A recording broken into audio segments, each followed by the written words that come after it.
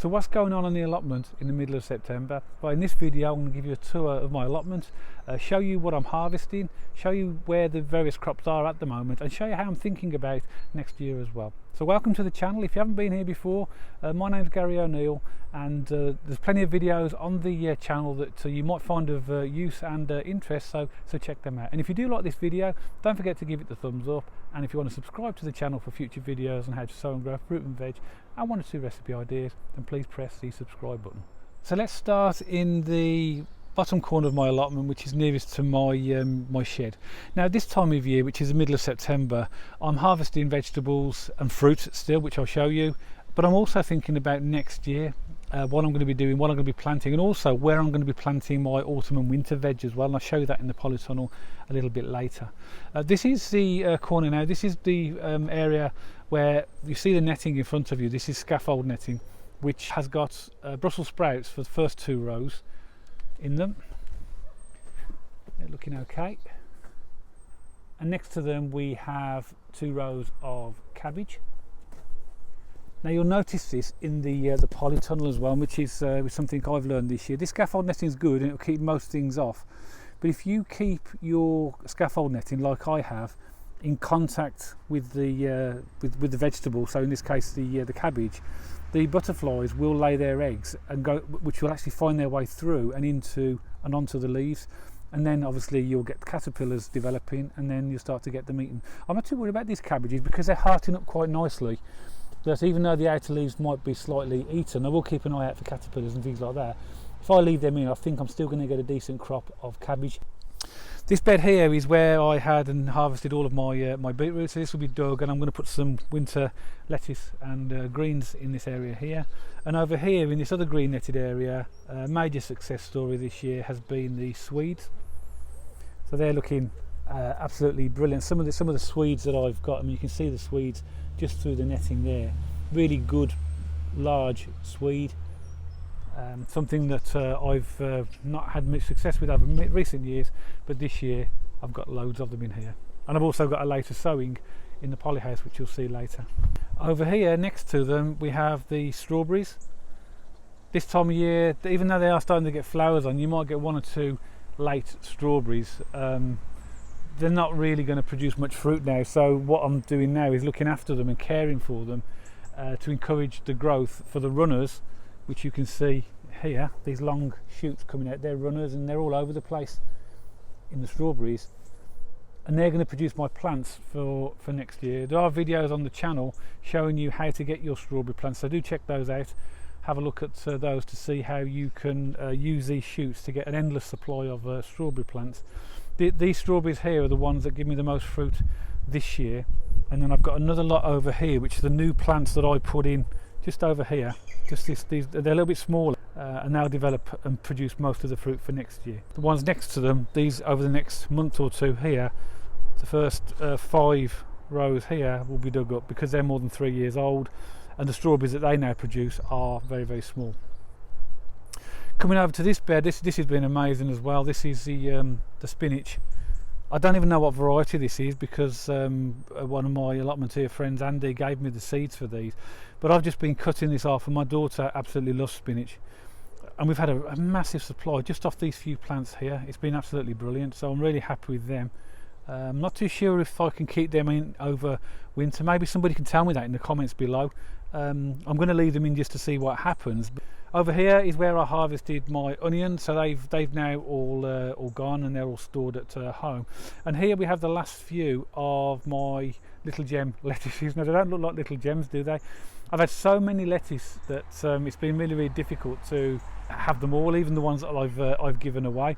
So these are completely overgrown to what they would normally be. But what I've found with them is that the bottoms are not any good, but the bits at the top are absolutely lovely, really crunchy and tasty. Of course, what you're looking at now is lettuce that's trying to go to seed. If I let that grow, eventually it would go to seed. So I'm going to take some of these today, a couple today, and just harvest them and cut off the bottoms and have the tops. And there's another row of beetroot in here. You can just see it's just starting to develop the beetroot. These are the long thin variety called run over, so they will get a lot bigger than that. Next year I'm going to grow some more rounded ones as well, because we do like beetroot. Here's the last of the cucumbers. Notice I'd grow my cucumbers up canes, and there are different techniques for growing your cucumbers. I do like to keep them off the ground, and again, as always, I've had a lot of cucumbers this year. Here you can see plenty still on, so they're going to give me a harvest for the next couple of weeks. And the leaves are still looking pretty green. At the bottom they do start to go yellow, that's natural. But again, with the cucumbers, they do need a lot of water, so when you are watering cucumbers, even when it's damp, I would say still water at the roots. That will give them plenty of energy and keep them lasting longer. It's even starting to develop at the top of this one here. You can see another one there, another little one that's starting to grow. So it's still producing cucumbers right into the middle of September. Over on this side here, next to them, there's a gap where a few days ago I dug up my sweet corn, my first lot of sweet corn. Lovely sweet corn, got some of them in the freezer now. And this is the later sowing, so these are about 4 weeks behind. So they'll be ready for harvesting in a few weeks' time, and then they will be stored. There's a couple of rows of leeks just tucked in behind the sweet corn, if you can see them. And they're looking good as well. They were given to me as plants by Andy, my allotment here colleague. He'd grown a few too many, and he had the spare plants, and that's what we do as allotment holders and gardeners. We share with each other. So thanks Andy for them. I believe they're a variety called Musselburgh, which I know most people watching the channel will be familiar with. And under this green netting here we have the kale. I mean, you can see, if I look at this one here, this, believe it or not, is a variety called dwarf curled greens or something like that, but there's nothing dwarf about it. And we've had a few of these kale and they are absolutely beautiful. So give that variety, I'll put the variety on the video so that you've got exactly the correct name, but give them a try. They're well worth a go. Then we have potatoes, and I'm just starting to, and that's what I'm going to do today. They've all died off now, so these are going to be harvested. Definitely the bed at the end will be harvested today. And here next to those we have a line of parsnips. These have been planted at the same time as the ones that I've got in the Polyhouse, which you'll see are much more advanced, but they'll be fine over winter, so I'll give them a good water and see how they go. Another cucumber plant here, it's even got a flower on it. And beyond here we have another cucumber plant. You can probably guess I like cucumbers. And just behind them, which are just starting to go yellow now, is the second sowing of French beans, so I can harvest a few of them today as well. You can see there's French beans on there. The other French beans, which I'm going to show you in a minute, I've allowed to go to seed, just like the mange two. Now, I don't like my allotment being untidy, but if you want seeds for future crops, you've got to let the plants grow on, and then you'll get the seeds off them. That's what I've done with the mange two, which are just behind there. I may have let them go too far actually. I need to check them out today. But I do try and get seeds from peas and beans for next year. Saves me buying them, and also I know the varieties, so obviously I can just make sure I'm using varieties that I like. Here we have 5 butternut squash plants, and there are butternut squashes which you can probably see there. There's quite a few of them that are growing, just tucked away everywhere. I'm probably going to get about I'm guessing about 10 to 12 butternut squashes.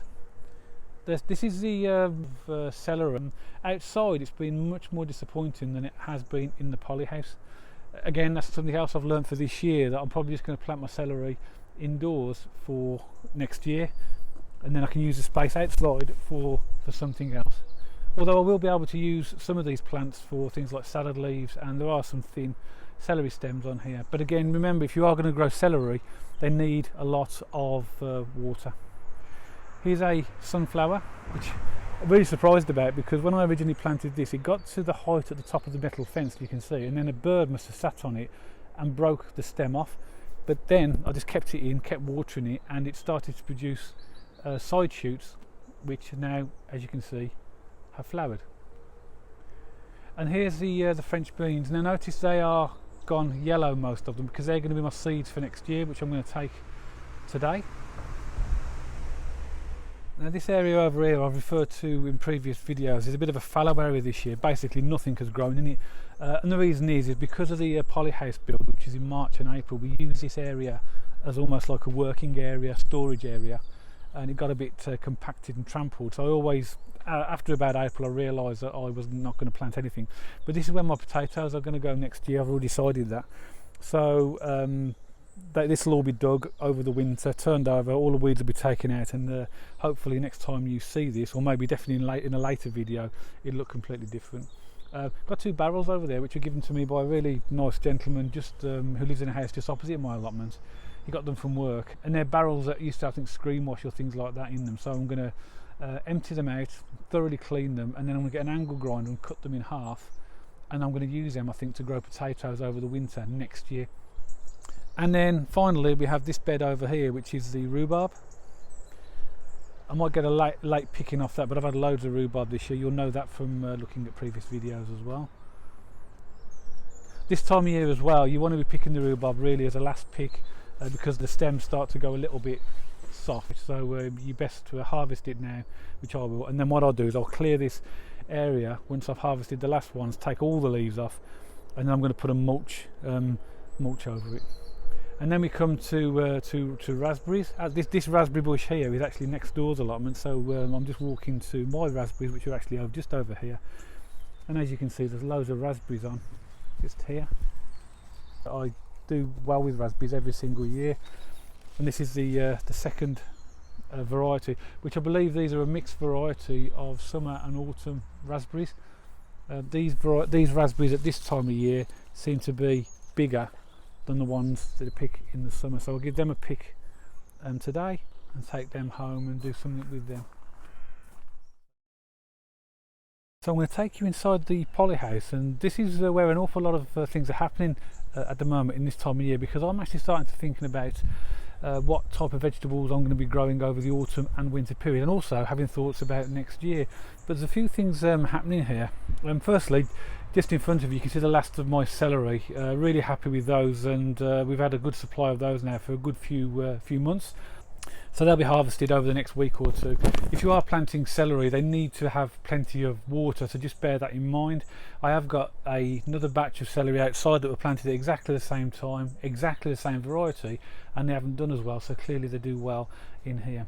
Behind them, this is interesting. These are my Brussel sprouts, and you can see they're absolutely devastated by caterpillars. You can probably see a caterpillar just on the leaves here. You can just see them there. There's loads of them. There's loads of caterpillars on these, and we'll have to take these off because, as you can see, they're munching through the Brussels sprouts. This netting I only put on last week because I'd noticed that they were being eaten. And you might think to yourself, well, I've got a greenhouse or a polyhouse or a polytunnel or whatever, and you might think anything you grow in there is protected, but they're not. So the netting that you're seeing there is just a reaction to the fact that they were already being eaten. I think what I'm going to be doing next year is, conscious now that the polyhouse is vulnerable to butterflies and caterpillars, etc. I'll probably be covering things like brassicas and seedlings in environmental mesh, which I'm going to order, not the scaffold netting. The scaffold netting, this green netting here, is okay, but what I found outside, if you don't lift the netting away from the plants, the butterflies can lay their eggs on the netting and it can go through the little gaps, and then obviously you can get your caterpillars that are going to munch up inside. So that's what's happening with them. So exactly the same happened here to the spring cabbage. So I'm going to see how they go, take the caterpillars off, but I'm sort of prepared to lose both the sprouts and the cabbage, unfortunately, in here. Just behind here we have some parsnips. They're growing really well in here. There's only about half a dozen. They were put in as an experiment here. The foliage looks really healthy. The ground was well dug before, so I'm hopeful that they should be okay. Just tucked in there is some another sowing of beetroot. These are the Renova variety that I've referred to in previous videos, and a few remaining spring onions that are actually here. You'll notice from a recent video that I did a video showing what I was planting in September, and these were planted about 2 weeks ago now. And as you can see, most of the things have germinated. So we've got lettuce, two trays of lettuce. One of them is winter gem, one of them is little gem. some spring onions ramrod, which are just here. Here we have some Chinese cabbage, and here we have mizuna, which is the mustard leaves, turnips, cauliflowers. Here we have some spinach, that's looking really good, and here we have some Swedes and 2 trays of pak choy. So all of this is growing really well. So what I'll be doing now over the next couple of weeks is pricking these out into individual trays, and when they're big enough I'll plant some outside and some inside the polyhouse. And just in here, just under here, we have the leeks. I'm trying them inside as a little trial here. They seem okay, so I'll give them plenty of water and see how they go. So that's inside the polyhouse. So as you can see, September's a busy time of year. There's still plenty going on, still plenty to harvest, and if you want a productive allotment, then September's a time when you really start to think about what you're going to grow over the autumn and winter, and also start thinking about next year as well. So I hope you found the video useful, and if you have any hints or tips that you'd like to give others, then please pop them in the comments below so that we can all share. If you like the video, don't forget to give it the thumbs up, and if you want to subscribe to the channel for future videos on how to sow and grow fruit and veg and a few recipe ideas, then please press the subscribe button, and I'll see you all on the next video.